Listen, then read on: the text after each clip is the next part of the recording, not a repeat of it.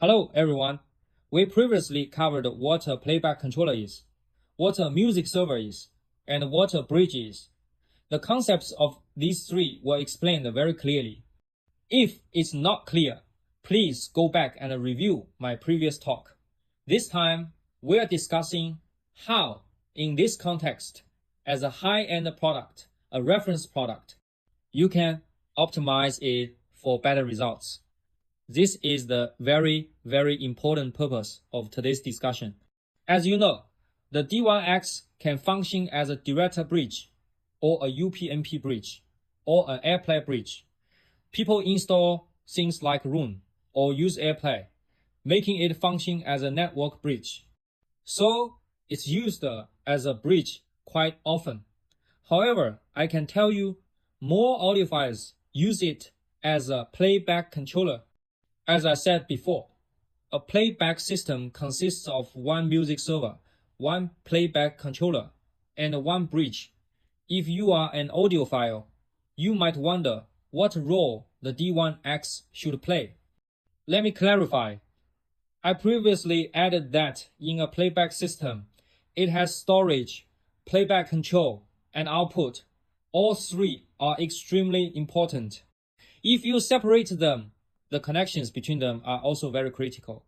But if your budget is limited, or if achieving absolute perfection isn't possible right now, meaning wanting a music server to achieve the same effect as the D1X isn't very realistic, then how do you prioritize optimization? Aiming for high-end, you need to separate functions. How do you prioritize? I'll give you a conclusion. First, use the D1X as a playback controller. Second, use the D1X as a bridge. If you have the budget, buy 2 units, one as the playback controller and one as the bridge. Then, don't place storage on the D1X.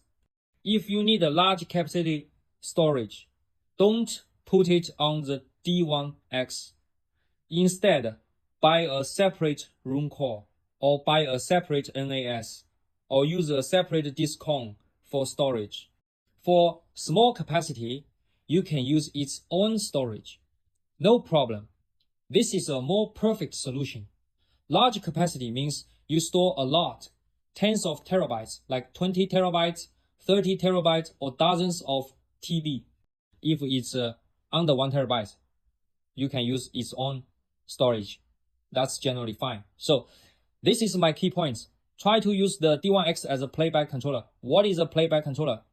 QQ Music is a playback controller. Fubar is a playback controller. Buckhead is a playback controller.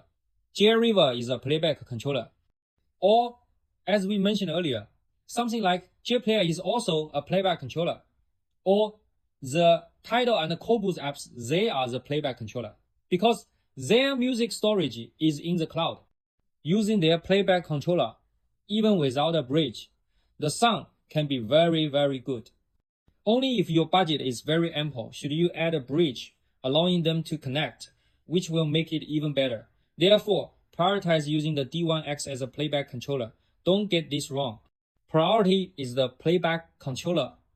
Then consider adding a bridge. If you want to further enhance the playback controller, add an external power supply like the LPX2024.